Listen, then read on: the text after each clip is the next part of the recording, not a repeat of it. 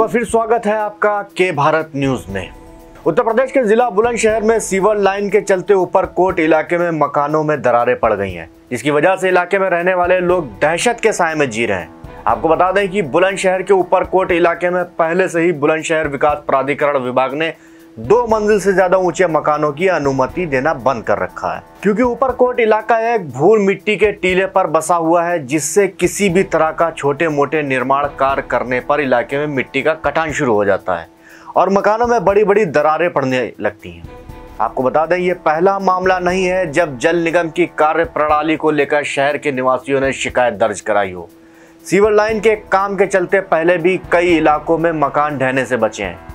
वहीं जब पूरे मामले में जल निगम के अधिकारियों से बात करनी चाहिए तो कोई भी अधिकारी कैमरे के सामने कुछ भी बोलने को तैयार नहीं है। ये आपके यहाँ घर में दरार आई हुई है, किस वजह से दरार आई है? ये सिलेवर जो खुदे हैं, अच्छा, इस वजह से ये दरार आई हुई है। कोई शिकायत आपने कहीं की? करी थी हमने शिकायत। हम कह रहे थे यहाँ ये सिलेवर डलने ना चाहिए, ये छोटे छोटे रास्ते हैं, मगर नीचे कोर्ट में डले हैं तो वो सही भी है, क्योंकि ऊपर कोर्ट में है ना वैसे भी परेशानी बहुत रहती है, बहुत सी परेशानियाँ हैं ऊपर कोर्ट में। मगर हमने मना करा था उनसे, मगर वो लोग माने नहीं, बहुत मना करा था, मगर उसके मना करने के बावजूद ये हमें परेशानियाँ महसूस हो रही हैं। अब आपको कैसा, आप कह रहे थे को परेशानी रात को सोते? हमें परेशानी ये रहती है कि हम जब उठते हैं नहीं सुबह को, तो हमें ये रहती है कि रात को जब हमारी आँख खुलती है तो हमारी नज़र इधर की तरफ रहती है, अब कुछ और फिर कुछ और फिर कुछ और, बस ये हमें देखते देखते ये बहुत बाल आ गए मकानों में। कहीं ना कहीं आप लोग दहशत के माहौल में दहशत लगती है हमें, उठते में सोते में जब हम देखते हैं मकान तो ऐसा लगता है कि हमारे ऊपर कोई नहीं गिर जाए। जौनपुर में आम आदमी पार्टी के राज्यसभा सांसद संजय सिंह ने पत्रकारों से बातचीत के दौरान कहा कि प्रदेश की योगी सरकार हाथरस के दरिंदों को बचाने में जुटी हुई है। जिस तरह से हाथरस की गुड़िया के मामले में शुरू से ही यूपी सरकार लीपापोती में जुटी थी। उन्होंने कहा कि पीड़ित के परिवार का नार्को टेस्ट कराना गैर कानूनी है, क्योंकि कहीं ना कहीं सरकार आरोपियों की मदद कर रही है। संजय सिंह ने कहा कि विदेश की वेबसाइट को हाथरस की घटना से जोड़कर भाजपा की ओछी राजनीति है। वहीं कृषि कानून बिल पर उन्होंने बोला कि यह कानून किसानों के हित का नहीं है, बल्कि बड़े उद्योगपतियों को फायदा पहुंचाने के लिए केंद्र सरकार ने इस कानून को पास किया है और ये काला कानून है। तो जो भी असुविधा हुई उसके लिए मैं क्षमा प्रार्थी हूँ। जगह थोड़ी छोटी है, भीड़ ज़्यादा हो गई और इसके लिए मैं व्यक्तिगत तौर पे आप सबसे क्षमा प्रार्थी हूँ। आज जौनपुर में बहुत सारे नए साथियों की ज्वाइनिंग का कार्यक्रम है, जिसमें कई ऐसे साथी जो पिछला चुनाव जिला पंचायत का लड़ चुके हैं, वो लोग आज आम आदमी पार्टी परिवार की सदस्यता लेंगे। बहुत सारे ऐसे लोग जो विभिन्न दलों से जुड़े हुए हैं, वो चाहे भाजपा के हों, सपा के हों, कांग्रेस के हों, बीएसपी के हों, ऐसे तमाम लोग भी आज पार्टी के साथ जुड़ेंगे। और इसके साथ साथ छात्र संगठनों से भी जुड़े हुए लोग आज आम आदमी पार्टी में शामिल हो रहे हैं। आज आप लोगों से भी प्रदेश के मुद्दों पर कुछ बातचीत करना है, खास तौर से अपराधीकरण का मुद्दा। जिस तरह से बेटियों की सुरक्षा उत्तर प्रदेश में खतरे में है, ये अपने आप में एक बहुत बड़ा सवालिया निशान है उन लोगों के लिए जो बेटी बचाओ का नारा देते हैं, जो अपने आप को चौकीदार कहते हैं। जो पार्टी सत्ता में अपराधीकरण खत्म करने के नाम पर आई, उसके राज में जौनपुर के मढ़ियाओं की घटना हो रही है, लखीमपुर खीरी की घटना हो रही है, बलरामपुर की घटना हो रही है, फतेहपुर बागपत आजमगढ़ में घटना हो रही है, हाथरस में जो एक घटना हुई जिसने पूरे देश की आत्मा को हिला दिया। एक गुड़िया गैंग रेप का शिकार होती है, उसकी रीढ़ की हड्डी तोड़ दी जाती है, गले की हड्डी तोड़ दी जाती है, इलाज ठीक से नहीं मिलता, और जब उसका जीवन चला जाता है तो मां बिलखती रहती है, एक बार बेटी का चेहरा तो दिखा दो। लेकिन रात में 2 बजे हिंदू संस्कृति और मान्यता को कुचलकर पेट्रोल छिड़ककर उसकी लाश जला दी जाती है। और जब सारे सबूत मिट जाते हैं तो एडीजी लॉ एंड ऑर्डर महोदय कहते हैं कि रेप तो हुआ ही नहीं। इसका मतलब योगी जी की सरकार उन दरिंदों को बचाने के लिए काम कर रही है, उन अपराधियों को बचाने के लिए काम कर रही है, और इस सरकार से उस गुड़िया को न्याय, उस परिवार को न्याय मिलने की कोई उम्मीद नहीं है। इसलिए ये पूरा मामला किसी दूसरे राज्य में ट्रांसफर होना चाहिए, सुप्रीम कोर्ट के जज की मॉनिटरिंग में जांच होनी चाहिए और उस परिवार को वायु श्रेणी की सुरक्षा मिलनी चाहिए, क्योंकि हमने देखा वहां तमाम नेताओं के ऊपर हमले हुए, कोई भी विपक्ष का नेता गया वहां पे उनके ऊपर हमले हुए, मैं भी गया, मेरे ऊपर भी हमले हुए, 14 मुकदमे मेरे ऊपर हो गए हैं, 3-4 महीने में 14 FIR किसी माफिया पे नहीं हुई होगी, मेरे ऊपर हो गई। तो मैं योगी जी से कहना चाहता हूं, उत्तर प्रदेश की कानून व्यवस्था को ठीक कीजिए।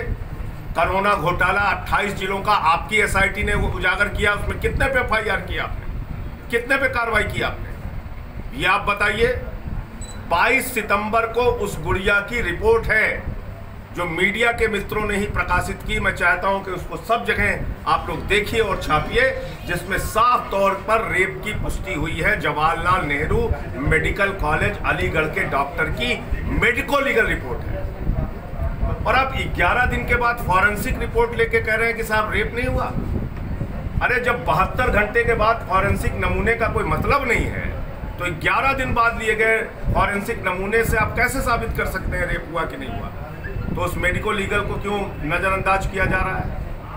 तो इसलिए इस पूरे मामले को जब तक, मैं फिर दोहरा रहा हूं, सुप्रीम कोर्ट के जज की मॉनिटरिंग में नहीं जांच कराई जाएगी और किसी दूसरे के स्टेट के अंदर केस ट्रांसफर नहीं किया जाएगा, फास्ट ट्रैक कोर्ट में नहीं चलेगा, तब तक न्याय मिलने की उम्मीद नहीं है। नंबर 1। दूसरी बात, मैंने कहा था 75 जिलों में कोरोना का घोटाला हुआ है, 28 जिलों का खुद इनकी SIT ने उजागर किया है। अभी इसकी जांच और गहनता से होनी चाहिए। 800 का ऑक्सीमीटर 5000 में खरीदा गया, 1600 का थर्मोमीटर 13000 में खरीदा गया, 800% कमीशन खाया गया है। जब लोग कोरोना की महामारी से मर रहे हैं, ऐसे समय में सरकार के अंदर बैठे हुए बड़े बड़े अफसर दलाली खा रहे हैं, तो मैं तो समझता हूं कि इससे ज़्यादा शर्मनाक कुछ नहीं हो सकता। इसकी और जांच करा के जिन लोगों ने घोटाला किया उन पे FIR करिए, उनको जेल डालिए और उनसे रिकवरी कीजिए। पूरे उत्तर प्रदेश में आम आदमी पार्टी का संगठन लगातार बढ़ रहा है और आने वाले पंचायत चुनाव जो लगभग 5-6 महीने के बाद होंगे, तब तक कोरोना की स्थितियां भी सामान्य हो जाएंगी, ऐसी उम्मीद है। उस चुनाव में हम लोग मजबूती के साथ हिस्सा लेंगे, जो पंचायतों का चुनाव संभवतः फरवरी या मार्च में।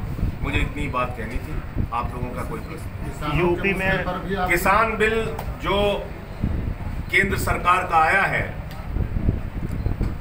उन तीनों बिलों के अंदर एक शब्द भी MSP देंगे करके नहीं लिखा हुआ है। इसका मतलब प्रधानमंत्री जी देश के किसानों को गुमराह कर रहे हैं।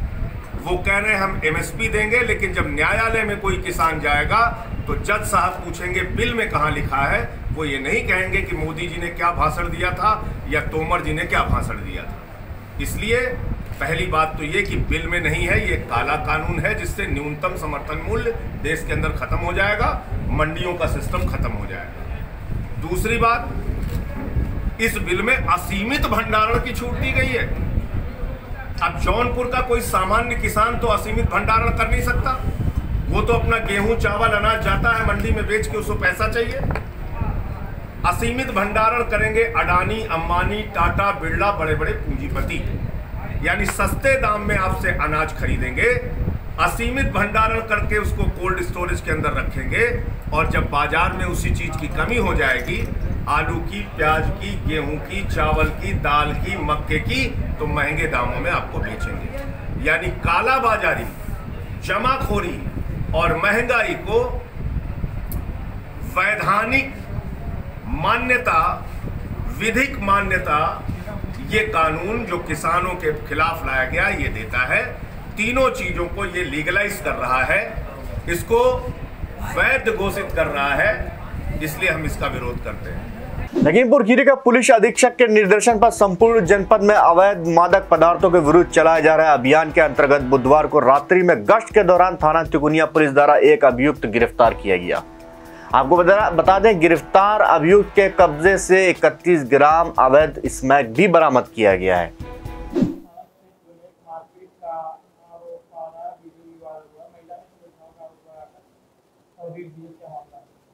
अभी इस संबंध में मेरे द्वारा थानाध्यक्ष सुजान से वार्ता की गई है, तो किसी भी प्रकार का कोई प्रार्थना पत्र अभी तक थाने में प्राप्त नहीं हुआ है। मेरे द्वारा कर दिया गया, तत्काल मौके पर जाकर के जाँच करें और जो भी तथ्य हो उसका